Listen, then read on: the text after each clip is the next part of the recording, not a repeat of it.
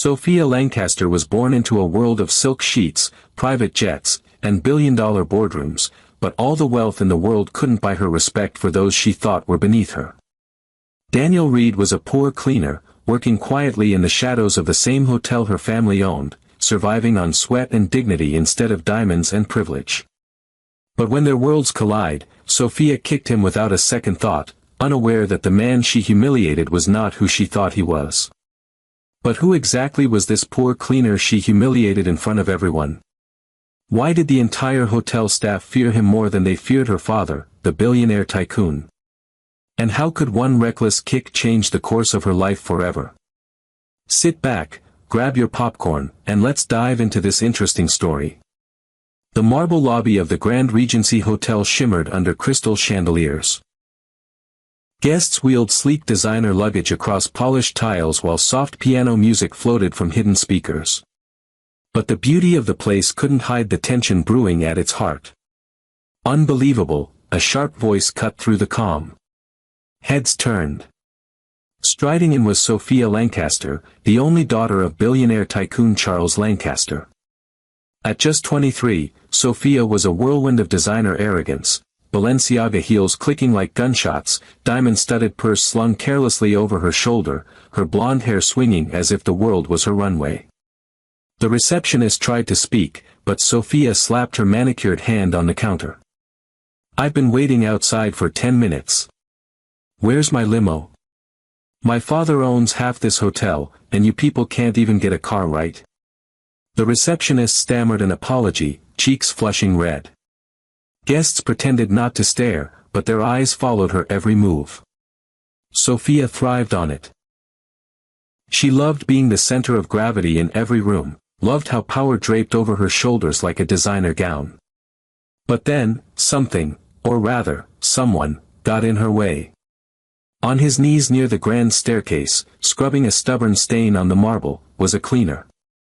He was tall, broad-shouldered despite the faded uniform, his skin glistening with sweat from hard work. His hands looked strong, but his eyes, dark, calm, piercing, held a quiet depth that didn't match his lowly role. His mop bucket sat nearby, half full of soapy water. "Excuse me, miss," the cleaner said softly, not looking up. "Careful, the floor here is still wet." Sophia froze. Then, like she'd been slapped, her lips curled into a sneer. "Did you just talk to me?" She stepped forward, her heels clicking closer. "You think you can tell me where to walk?" The cleaner looked up this time, meeting her gaze. His eyes weren't defiant, but there was something in them, something unshakable. "I'm only doing my job. Please step around. It's safer." Laughter bubbled out of her throat, sharp and cruel. Guests began whispering. Phones discreetly lifted. This was the kind of scene people recorded, the kind that went viral in seconds. Sophia tilted her head, looked down at him kneeling there, and her rage boiled over. "Trash like you doesn't tell me what to do." And then, without warning, she kicked him. Her pointed heel slammed into his side with a sickening thud. The cleaner's body jerked as he fell back against the tiles, pain flashing across his face. A collective gasp echoed through the lobby. Someone dropped their luggage. The pianist stopped playing mid-note. For a moment, silence reigned. The cleaner didn't yell. He didn't retaliate. Slowly, he propped himself on one elbow, breathing hard. Then he lifted his head and locked eyes with her again. This time, there was no softness. Only a quiet intensity. One guest muttered under their breath, "Did she just kick him?" Another whispered, "Record this, people need to see." Sophia smirked, brushing imaginary dust off her dress as if she had swatted a fly. "That's your place. On the ground. Remember it." But the cleaner didn't move. He simply held her gaze, silent, unbroken. And for a fleeting second, Sophia felt something she didn't expect, unease. The silence broke when the lobby manager came rushing out, face pale, eyes darting between Sophia and the man on the ground. "Oh no, what have you done?" he whispered. Sophia flipped her hair, rolling her eyes. Don't act like it's a big deal. He's just a cleaner. Fire him. But the manager didn't look at her. He looked at the man still kneeling on the floor. His face had gone white as marble. Sir, the manager stammered. I'm so sorry this happened to you. The cleaner's lips curved, almost imperceptibly, into the faintest hint of a smile. And Sophia, for the first time in her charmed little life, didn't understand why. The lobby manager hovered over the man on the floor like a doctor over an injured VIP. His voice shook. Sir, please, let me help you up. He reached out a trembling hand. The man waved him off gently and pushed himself to sitting. His breathing steadied. He rolled his shoulder once, testing the pain, then looked up at the young woman who had just kicked him. Unblinking. Calm. Present. Sophia folded her arms. Are you serious right now? You're apologizing to him? He's the reason the lobby looks like a construction site. He got in my way. That's why this happened. A couple by the ficus pretended to talk about their dinner reservation while angling their phones to record. A bellhop stood frozen beside a brass luggage cart, eyes wide, wheels squeaking as they drifted half an inch. The pianist didn't dare continue. The silence felt like a held breath. The manager swallowed. Ms. Lancaster, with respect, we do not assault staff. We, she scoffed. My father's name pays your salaries. She turned to the cleaner, annoyance curdling into mockery. Get up and say thank you for the lesson. Maybe next time don't tell me where to walk. That's not your job. The cleaner eased to his feet, slow and deliberate, like a man in no rush to prove himself to anyone. Up close, he looked older than Sophia, maybe early 30s. Not old, but seasoned. There were lines at the corners of his eyes you don't get from comfort, only from storms weathered. He brushed dust from his sleeve with careful fingertips, then met her gaze. My job, he said evenly, is to keep people safe on a wet floor. That includes you. A ripple of murmurs. Not defiance, clarity. The kind of clarity that makes arrogance look small. Sophia laughed, a high, unreal sound. And my job is to remind people of their place. Fire him, she ordered, flicking her eyes to the manager. Right now. I want to see it. I want to hear it. The manager's jaw worked, as if the words refused to form. I can't. She blinked. Excuse me. I can't, he repeated, voice cracking. Not him. Something subtle shifted in the room. Guests exchanged looks. The bellhop's eyes darted from Sophia to the cleaner as if watching a fuse burn toward dynamite. Sophia stepped forward, toe to toe, her perfume sweet and sharp. Look. At him, she said, jabbing a finger toward the uniform. He is nothing. And you can't fire him. She snorted. I'll make the call myself. The cleaner's phone buzzed in his pocket. He glanced down, then answered with a quiet yes. He listened, eyes still on Sophia. Understood, he said, and ended the call. No theatrics. No raised voice. Just a man who had never once needed to shout to be heard. The elevator doors dinged. Two men in dark suits stepped out, moving fast with the trained grace of people who belonged places other people needed permission to go. Their eyes scanned the lobby, landed on the cleaner, and softened into something like respect. Sir, the taller one said, a tilt of the head. Not to Sophia. To the man in the faded uniform. The manager exhaled like a balloon losing air. Mr. Daniel. He corrected himself, pulse visible at his neck.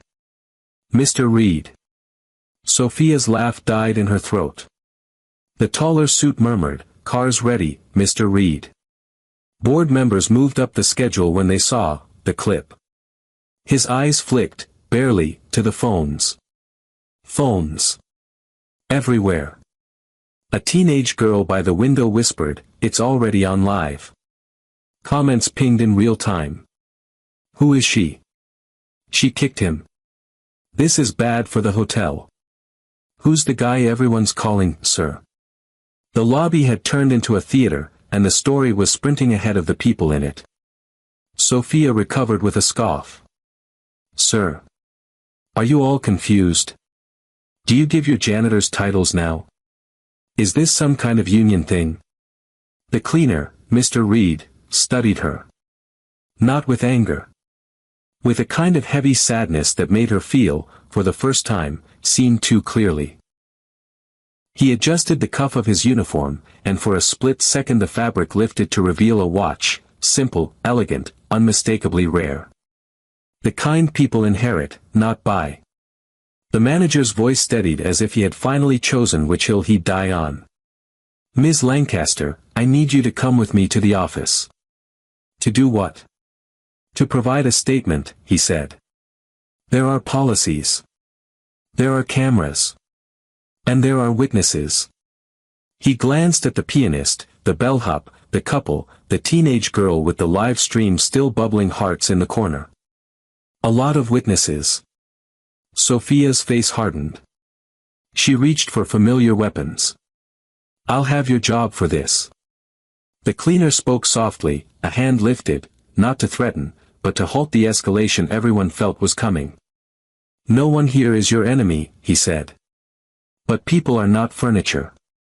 You don't kick them out of the way because your day didn't go right." Her eyes flashed. "Save your morality. You think you can lecture me in a mop costume?" "Not a lecture," he said. "A boundary." A limousine slid to a stop outside. Through the revolving door, a second black car aligned behind it. The lobby's front-of-house staff stood a little taller. It wasn't fear anymore. It was order returning to a room that had been hijacked by entitlement. The taller suit leaned in. "Mr. Reed, the board is assembled. Your father asked if you'd like security too." "No," Daniel Reed said. "No security." He gestured gently toward Sophia. "Just dignity." He turned to go. The men in suits pivoted with him. The manager bowed his head, not low, just enough to say, "We know who you are," without saying it out loud. Sophia's voice cut through, "One last attempt. Walk away then. Run to your little janitor meeting." Daniel stopped at the revolving door.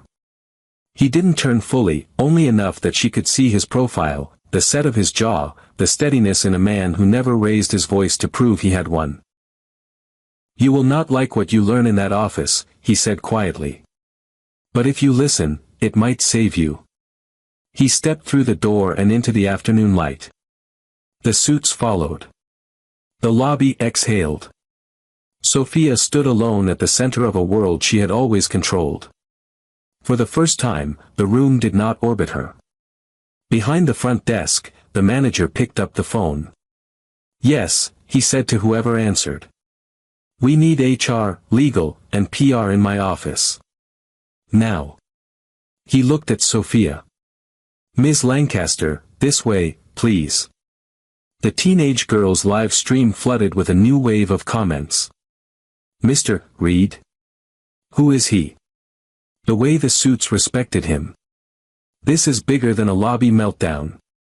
Sophia smoothed her hair and forced a smile that felt like a mask glued to a face that wanted to break.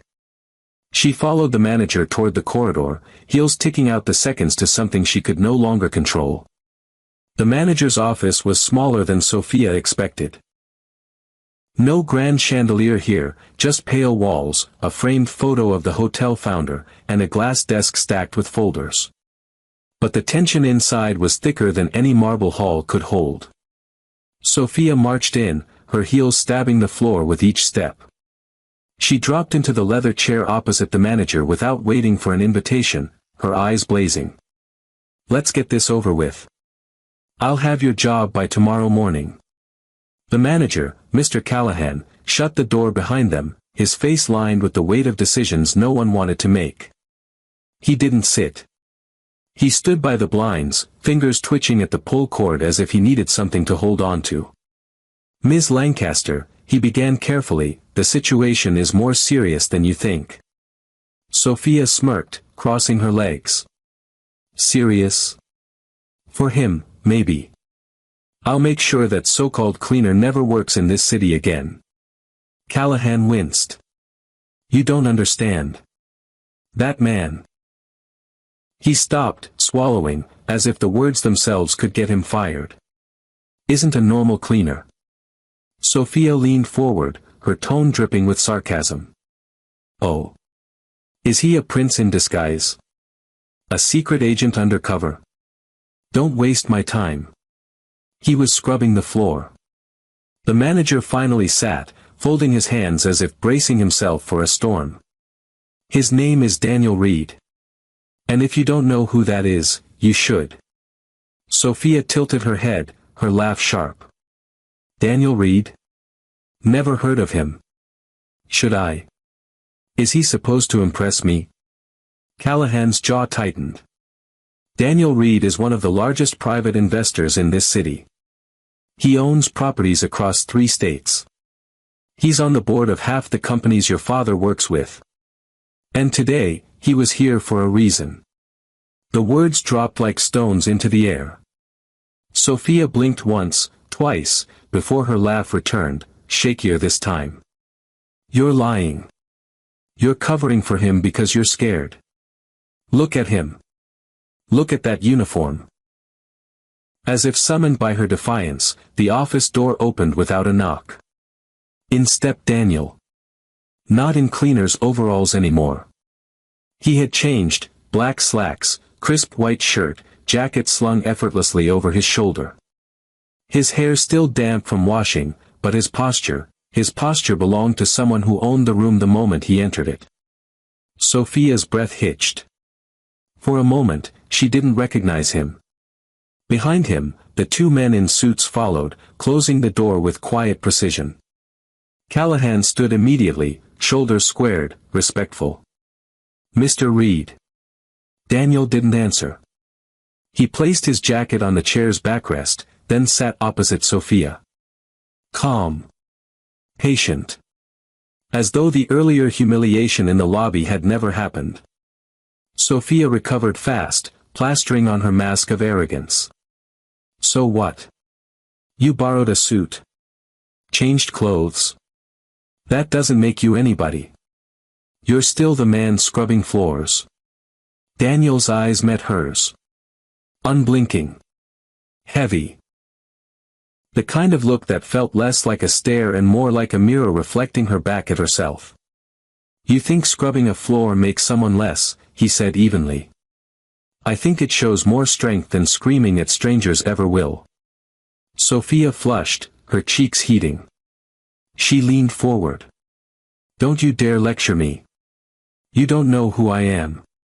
Daniel's lips curved faintly. "I know exactly who you are. The daughter of Charles Lancaster. Spoilt. Entitled. Feared by staff who can't afford to say no to you. But you don't know who I am." The room pulsed with silence. Sophia tried to laugh, but the sound faltered. "And who are you, then? Some ghost billionaire no one's heard of?" Daniel didn't move, didn't blink. He simply reached into his pocket, pulled out a sleek wallet, and placed a black metal card on the table. The kind of card only the elite knew existed, weighty, engraved, not available by application. The kind that opened doors presidents couldn't. Callahan whispered reverently, "The Reed Sovereign." Sophia frowned. "So? A fancy card? That doesn't prove." Daniel leaned closer, his voice soft, dangerous not in volume but in certainty. "My family built half the towers you party in. The Reed Foundation funds hospitals you've cut ribbons at for social media likes. When your father signs contracts, half the time my name is at the bottom. And today, I was here undercover, to see how this hotel treats people who serve." Sophia's chest tightened. For once, she couldn't find words. Daniel straightened. "And what I found," he said, his tone unshaken, "was you." The suits exchanged glances. Callahan stared at the floor. Sophia forced herself to hold his gaze, but her lips trembled. The weight of it pressed down. She hadn't just kicked a cleaner. She had kicked a man with power, influence, and eyes sharper than any judge's gavel. And he wasn't angry. That was worse. He was disappointed. Sophia swallowed. Her voice came out thin. "You're lying." Daniel finally leaned back, slipping the card away. "You can tell yourself that if it helps you sleep tonight." He rose, buttoning his jacket. The suits followed instantly. "But the board won't lie. The footage won't lie. And when the city sees who you are, neither will you." He opened the door, paused in the frame, and looked back just once. "You've mistaken arrogance for strength all your life. That ends now." He walked out, leaving Sophia in the suffocating quiet of her own reflection. Callahan rubbed his temples. "Ms. Lancaster," he said gently, "for your sake. I hope you listen." Sophia gripped the arms of her chair, nails digging into the leather. For the first time in her charmed, untouchable life, the walls felt like they were closing in. The hum of the Grand Regency lobby had shifted. Where earlier there was shock, now there was a rising electricity, the kind that spreads when whispers become news, and news becomes a spectacle. By the time Sophia stormed out of the manager's office, her cheeks flushed crimson with rage and denial. The lobby was no longer just a lobby. It was a stage. Guests had formed clusters, staff whispered at corners, and the pianist had abandoned his bench. Phones gleamed like stars, capturing every flicker of the unfolding drama. And then the glass doors swung open. A convoy of sleek black cars lined the curb. Out stepped figures the average guest only saw on magazine covers, business moguls, board members, dignitaries with expressions carved from marble. They moved not with hurry, but with inevitability. At their center walked Daniel Reed. Not in a cleaner's uniform now, but in a tailored suit that seemed cut from shadow and steel. His stride was calm, measured, but the way the room shifted told the truth. Power had just walked in. The lobby hushed. Guests instinctively moved aside. Staff straightened spines. The air itself felt different, heavier, dignified, expectant. Sophia froze at the base of the grand staircase. She blinked, her mouth half open. For one breath, she looked like a child lost at a gala she didn't belong in. Then her pride reassembled itself, brittle but defiant. She tossed her hair, forced a laugh. Really? All of this for a cleaner playing dress-up? But her voice cracked at the edges, betraying her. Daniel stopped halfway across the marble floor. He didn't raise his voice. He didn't need to. For those still confused, he said, his tone quiet but carrying to every corner, "My name is Daniel Reed. Reed International. Reed Foundation. Reed Capital." The names rippled through the room like thunder. People gasped. Some whispered, some nodded knowingly as if connecting dots they should have seen earlier. The teenage girl with the live stream nearly dropped her phone. "Oh my God," she breathed into her mic, "it's him." Daniel continued. "I came here today not to be praised, but to observe. To see whether this hotel treats its staff with dignity when no one is watching. I wanted truth, not the rehearsed smiles that money often buys." He turned, his gaze landing squarely on Sophia. And the truth revealed itself faster than I expected. All eyes followed. Sophia flushed deeper, her chin lifting in shaky defiance. "You're just making a show of this. My father will." But before she could finish, another figure entered, Charles Lancaster, her father. The billionaire himself. His face was stone, his eyes thunderclouds. He had clearly been called, whether by Daniel, by PR, or by the viral clip now storming through social media. The crowd parted for him instinctively. He didn't greet his daughter. He didn't greet the guests. He went straight to Daniel. And in front of everyone, Charles extended his hand with deep respect. "Mr. Reed," he said firmly. "I owe you an apology." The room erupted in gasps. Sophia staggered a step, staring as her father, the man she believed untouchable, bowed his head to the cleaner she had kicked. Daniel clasped the handshake once, briefly, before releasing it. His eyes never left Sophia. "The apology," he said softly, "is not mine to receive." Charles turned slowly, his gaze landing on his daughter like a weight that could crush mountains. "Sophia." His voice was low, almost dangerous. "What have you done?" Sophia's mask cracked. "Dad, it's not what it looks like. I didn't know who he was." "Exactly." Charles's words cut sharper than a blade. "You didn't know. And you didn't care. You saw a man in uniform and decided he was beneath you. You thought that gave you the right to hurt him." Whispers swept the lobby. Phones caught every syllable. The live feed numbers doubled, comments flooding, "Rich girl exposed. Justice at last. This is why you respect people." Sophia's eyes burned. "But she faltered, then turned back to Daniel, almost desperate. "Why were you dressed like that? Why were you on the floor if you're so important?" Daniel stepped closer, his voice calm but unyielding. "Because titles mean nothing if respect only flows upward. A cleaner's uniform doesn't strip me of worth. Just like a billionaire's last name doesn't grant you character." The words landed heavier than any slap. Sophia flinched. For the first time in her life, she was speechless. Her father pinched the bridge of his nose, shame written across his face. "I raised you better than this," he muttered, but the truth in his eyes said otherwise. Daniel looked around the lobby, at the staff and the guests, at the phones that had turned this into a global stage. "Let this moment remind us all," he said, his voice steady, resonant, unforgettable, "that no one is beneath respect. Not the ones who serve us, not the ones we overlook, not the ones who cannot answer back. Because respect is not a gift you give the powerful. It is the right of every human being." The lobby erupted in applause. Not polite, not hesitant, thunderous, genuine. Staff clapped with tears in their eyes. Guests cheered. Phones shook as viewers online spammed heart emojis and "yes" in all caps. And Sophia? She stood frozen, her pride unraveling thread by thread as the entire world seemed to close in. Daniel's final glance at her was not cruel, not mocking. It was worse.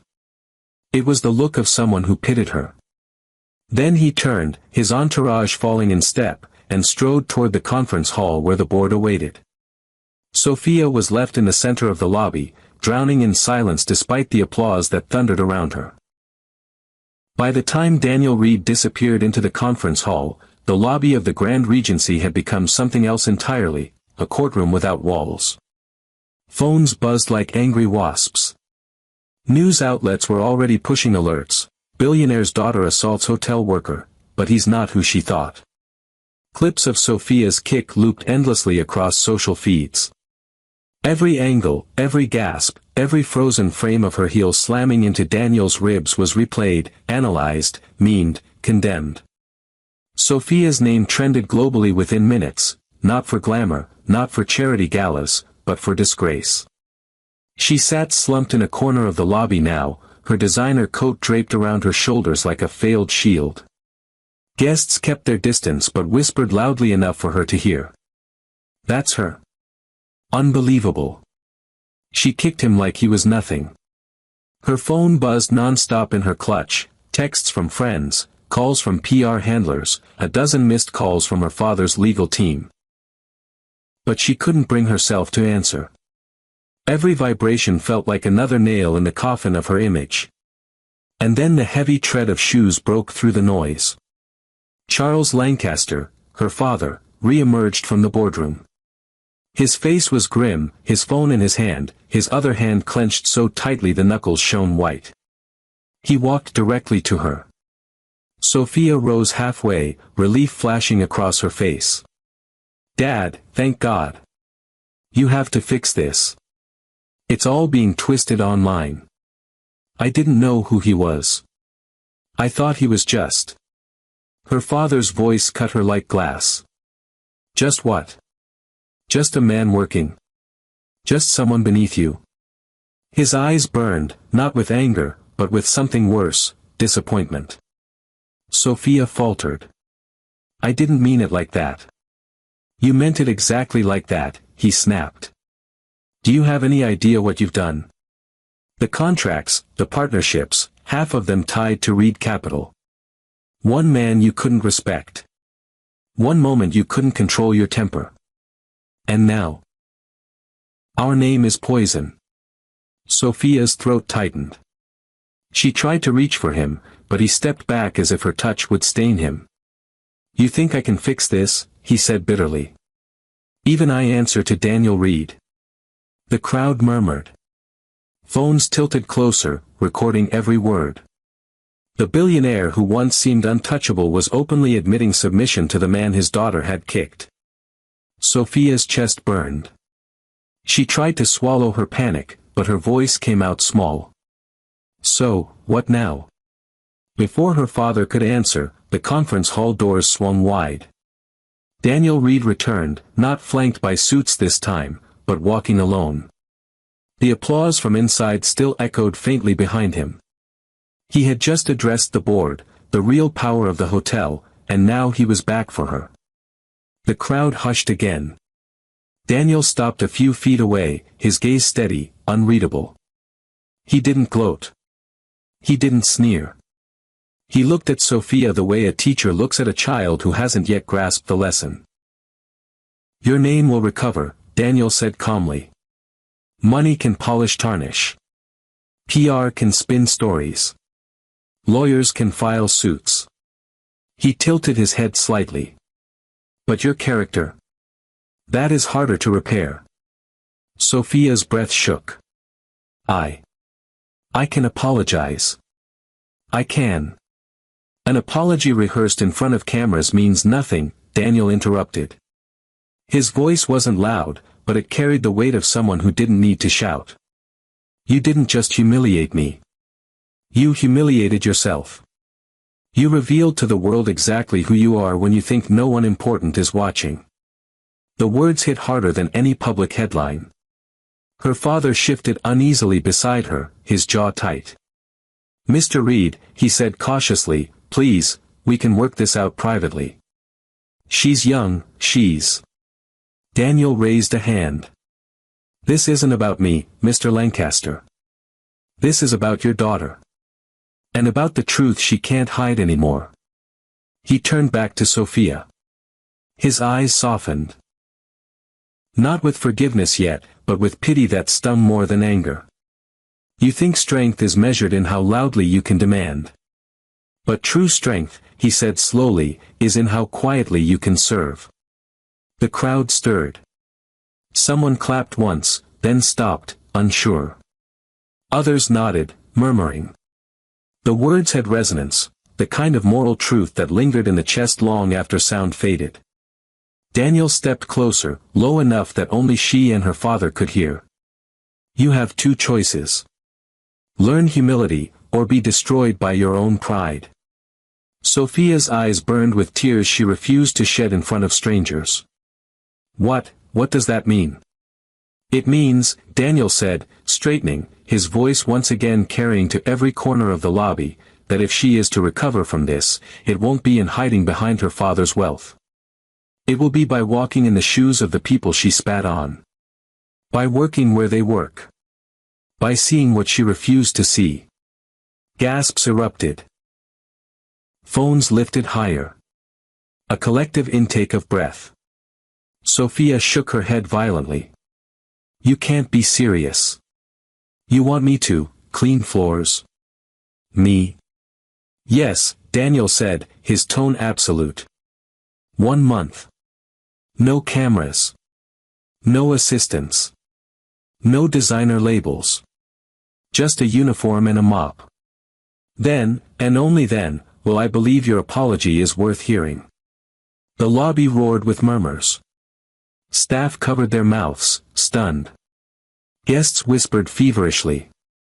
Online, the comments were exploding. Do it. Make her clean. That's justice. Sophia's father stood frozen, torn between pride and fear. But he said nothing. He couldn't. Sophia's heart hammered. Her world, the one gilded in gold and wrapped in arrogance, was collapsing. And all eyes were waiting for her answer. The lobby held its breath. Dozens of eyes drilled into Sophia Lancaster. Phones hovered like hawks, recording the moment history might remember her as the heiress who learned, or the heiress who fell. Daniel Reed stood unflinching, his ultimatum hanging heavy in the air, 1 month as a cleaner, or nothing you say will ever matter. Sophia's lips trembled. Her pride screamed against it, clawing at the walls of her chest. She wanted to spit back, to laugh, to reclaim the power she had always wielded like a weapon. But the weight of the stairs pressed her down.